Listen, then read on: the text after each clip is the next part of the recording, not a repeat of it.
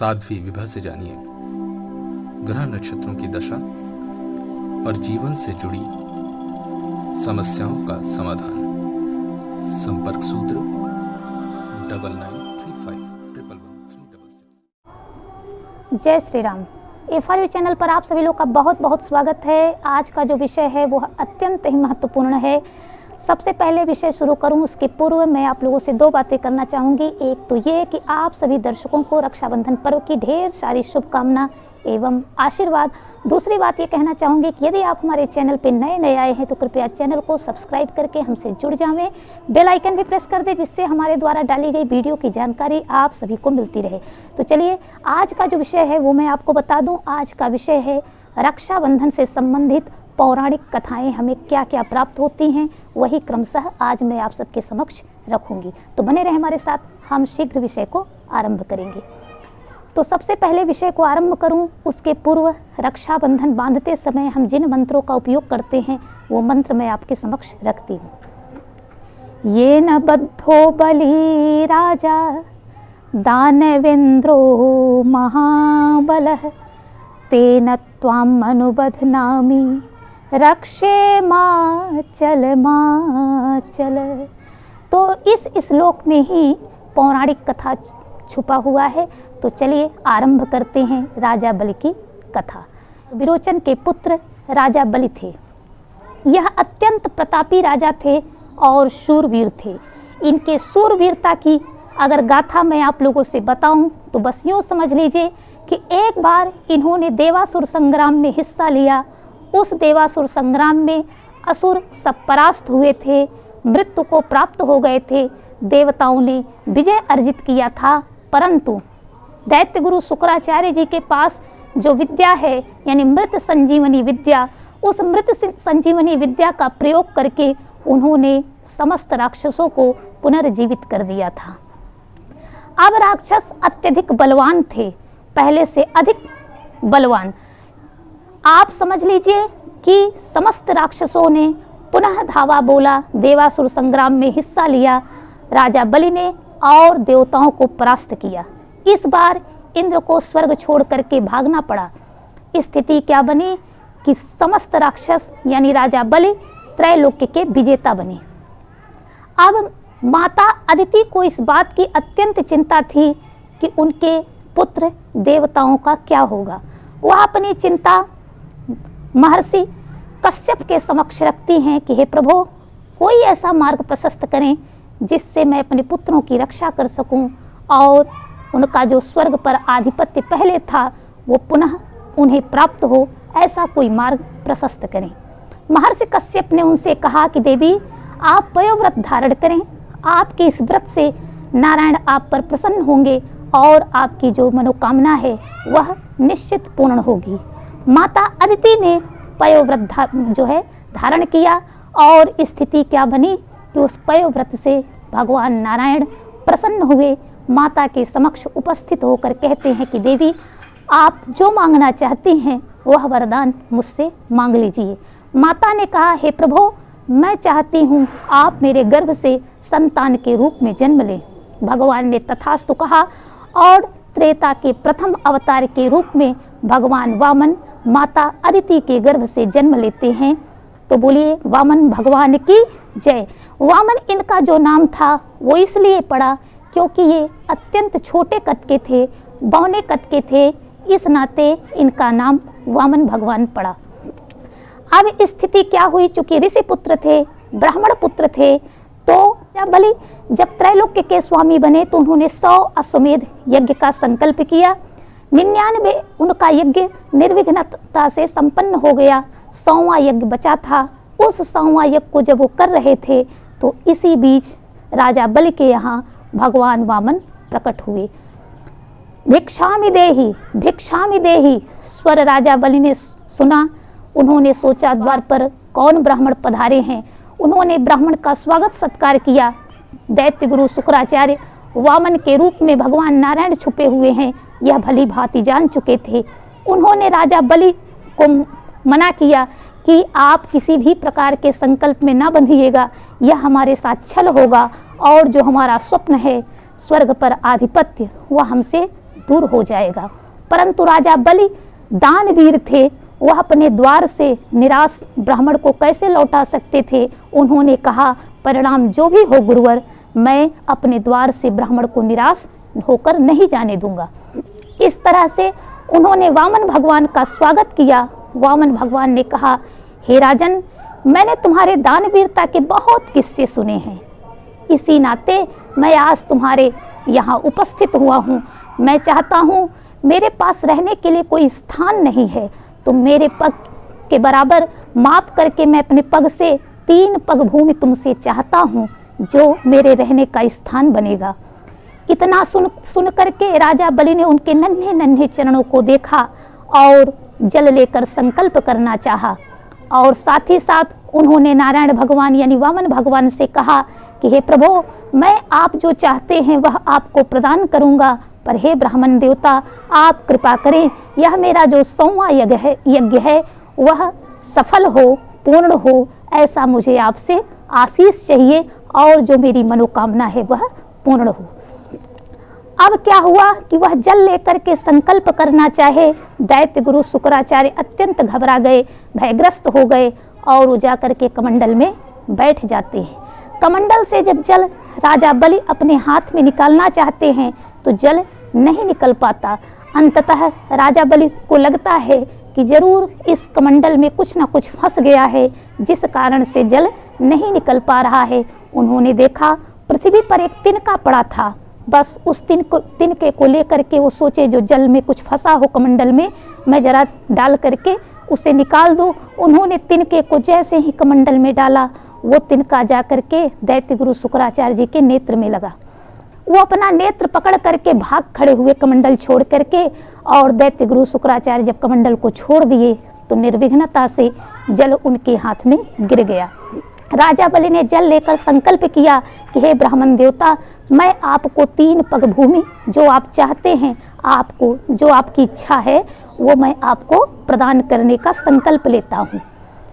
अब वामन भगवान ने देखा जब राजा बलि ने संकल्प ले लिया तो वो छोटे भगवान एकदम विराट स्वरूप धारण कर लिए।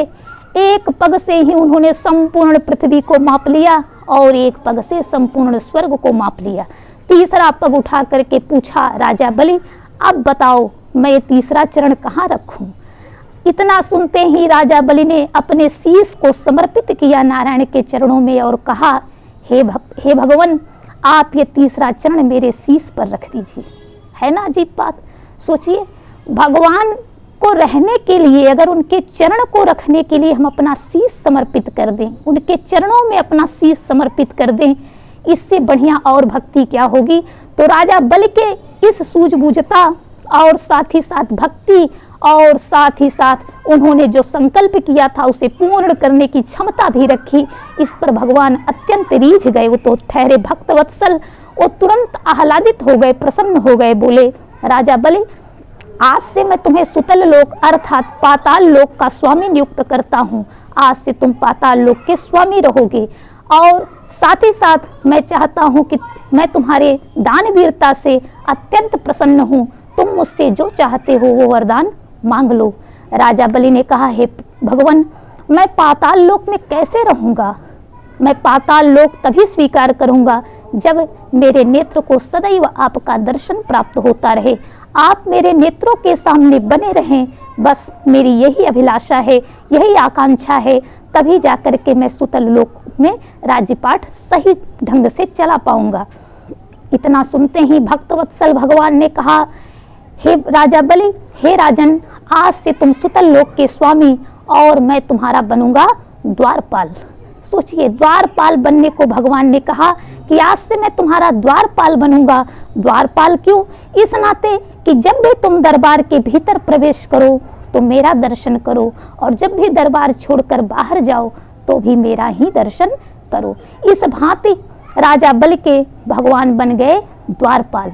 स्थिति क्या हुई, बहुत दिन तक जब माता लक्ष्मी को नारायण की कोई खोज खबर नहीं मिली तो अत्यंत व्याकुल हुई। क्या बात है, प्रभु इतने दिन से गायब हैं, अभी तक आए नहीं। उन्होंने समस्त देवियों से बारी बारी पूछा, ब्रह्माणी से पूछा, माता पार्वती से पूछा, इंद्राणी से पूछा, किसी को कोई खबर है क्या नारायण कहाँ हैं। आप अपने अपने पतियों से पूछिए कि क्या नारायण का कोई खोज खबर किसी के पास है क्या। सबने कहा कि नहीं, एक स्वर में बताया कि नहीं, कोई खोज खबर किसी के पास, कोई उनका आता पता नहीं है। माता अत्यंत परेशान हुई। कुछ दिन पश्चात देवर्षि नारद पधारे। माता ने अपनी समस्या नारद जी के समक्ष रखी। हे मुनिवर, कोई ऐसा आप बताइए कहीं से कुछ सुराग कि नारायण का पता लग पावे। देवर्षि नारद ने कहा, हे माते, आपको नहीं ज्ञात है क्या, वह तो राजा बलि के यहाँ द्वारपाल बने बैठे हैं। और संपूर्ण वृत्तांत कह सुनाया और साथ ही साथ सावधान भी किया। हे माता, चूंकि भगवान स्वयं वचनबद्ध हैं, वो अपने वचनबद्धता से पीछे कैसे हट सकते हैं। अब तो वो वही रहेंगे। नहीं मुनिवर, कोई ना कोई तो मार्ग होगा, आप मेरा मार्गदर्शन करें, मैं उन्हें किस भांति वापस ले आऊं।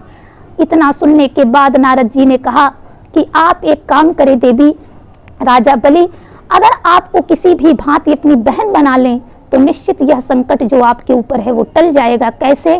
तो उन्होंने कहा, जैसे ही वो आपको अपनी बहन बनाएं, आप कहना क्या, जब वो आपसे प्रसन्न होकर जब वो आपको अपनी बहन बना लें और आपसे कहें कि आप जो चाहती हैं मांगें, तो आप नारायण को मांग लेना। इतना सुनने के बाद माता जी के नेत्र के सामने समाधान दिख गया। अब वो क्या की, एक साधारण स्त्री का वेश बनाकर पहुंच गई राजा बलि के दरबार में। राजा बलि के यहाँ रोते बिलखते पहुंच गई, विलाप करते हुए। राजा बलि ने जब एक स्त्री को देखा तो पूछा, हे देवी, आपको क्या समस्या है, कृपया मेरे समक्ष आप अपनी समस्या रखें, हम निश्चित पूरी कोशिश करेंगे कि आपकी समस्या को दूर कर दें। बतावें देवी, आपके रोने बिलखने का कारण क्या है। माता ने कहा, क्या बताऊं, मैं तो बड़ी अभागन हूँ, मैं बहुत अभागन हूँ, मैं क्या कहूँ। नहीं नहीं देवी, बात क्या है बताएं आप, मैं निश्चित आपकी समस्या दूर करूंगा। क्या बताऊं, मेरा कोई भाई नहीं है। माता लक्ष्मी ने ऐसा राजा बलि से कहा। इस नाते मैं अत्यंत व्याकुल हूँ, अत्यंत दुखी हूँ, अत्यंत परेशान हूँ। इतना सुनकर के राजा बलि ने कहा, हे देवी, यदि आप मुझे अपना भाई समझती हूँ तो ये मेरे लिए हर्ष की बात होगी, क्योंकि मैं आपको देखते ही अपनी बहन मान बैठा था। ये मेरा अति सौभाग्य होगा कि आप मुझे अपना भाई समझें। इतना सुनने के बाद माता लक्ष्मी अत्यंत प्रसन्न होकर के भैया कह के दौड़ती हैं, रक्षा सूत्र लेकर के राजा बलि के कलाई में वो रक्षा सूत्र बांधती हैं। जब रक्षा सूत्र राजा बलि देखते हैं कि माता लक्ष्मी ने बांधा है तो वह अत्यंत प्रसन्न होते हैं बहन को पा करके और कहते हैं कि हे बहन, मैं वैसे भी तुम्हारी जब विदाई करूंगा तो मेरे मन में जो आकांक्षाएं हैं, इच्छा है, जो मेरी स्थिति है, मैं अपने स्थिति अनुसार, अपने मन अनुसार तुम्हारी विदाई करूंगा। लेकिन यदि तुम्हारे मन में कुछ ऐसा है कि तुम अपने भाई से चाहती हो तो निश्चिंत होकर के मांगो, क्या चाहती हो। इतना सुनने के बाद माता की मन की मुराद पूरी हो गई। उन्होंने कहा, ये जो द्वार पर तुम्हारे द्वारपाल है ना, बोले हाँ, कि तुम्हारे जीजा जी हैं, इन्हें छोड़ दो। बस इस प्रकार से यह राखी की महिमा कि भगवान नारायण को माता लक्ष्मी ने इसी राखी के बल पर छुड़ा करके पुनः वापस ले गई। तो ये है रक्षा सूत्र का महात्म्य, पौराणिक कथा। दूसरी कथा जो हमें प्राप्त होती है वो है इंद्र और इंद्राणी के बीच की कथा। इंद्राणी सची जब इंद्र देवासुर संग्राम में हिस्सा लेने जा रहे थे तो अत्यंत भयग्रस्त थी कि वो विजयी हों। इस कामना से उन्होंने एक अनुष्ठान किया, एक व्रत किया। वह अनुष्ठान जब पूर्ण हुआ और राजा इंद्र, देवराज इंद्र जब देवासुर संग्राम में जाने लगे तो इंद्राणी ने इंद्रदेव के कलाई पर रक्षा सूत्र बांधा था, यानी पत्नी ने अपने पति के कलाई पर रक्षा सूत्र बांधा था। ये जो रक्षा सूत्र था वो विजय कामना से बांधा गया था, इसलिए देवासुर संग्राम में राजा यानी इंद्रदेव विजयी हुए थे। तीसरी जो कथा हमें प्राप्त होती है वो पौत्र और दादी के बीच की कथा प्राप्त होती है। ये है महाभारत काल की कथा, यानी माता कुंती ने अभिमन्यु यानी अपने पौत्र के कलाई पर रक्षा सूत्र बांधा था। और इस रक्षा सूत्र का महात्म्य इतना बड़ा था कि जब तक अभिमन्यु के कलाई पर वह रक्षा सूत्र था जो उनकी दादी कुंती माता ने बांधा था, तब तक उनका कोई बाल बाका नहीं कर सका। लेकिन जिस दिन वह रक्षा सूत्र उनके कलाई से दूर हुआ, उसी दिन उनकी मृत्यु हो गई थी, शत्रु उन पर विजयी हुए थे। इस प्रकार से रक्षा सूत्र की यह तमाम कथाएं मैंने आप लोगों के समक्ष रखा। यदि आपको कहीं से कुछ और शंका समाधान चाहते हो तो आप निश्चित कमेंट बॉक्स में हमसे प्रश्न रखें, हम प्रयास करेंगे भगवती की कृपा से जो भी बन पड़ेगा उत्तर देने का पूरा कोशिश करेंगे। तो अगर आप हमारे चैनल पे नए हैं तो जुड़ जाएं और बेल आइकन भी प्रेस कर दें, जिससे हमारे द्वारा डाली गई वीडियो की संपूर्ण जानकारी आप लोगों तक पहुंचती रहे। तो बने रहें हमारे साथ और ये निश्चित बताइएगा कि आप लोगों के लिए यह कथा कैसी रही। जय श्री राम, शुभम भूयात्।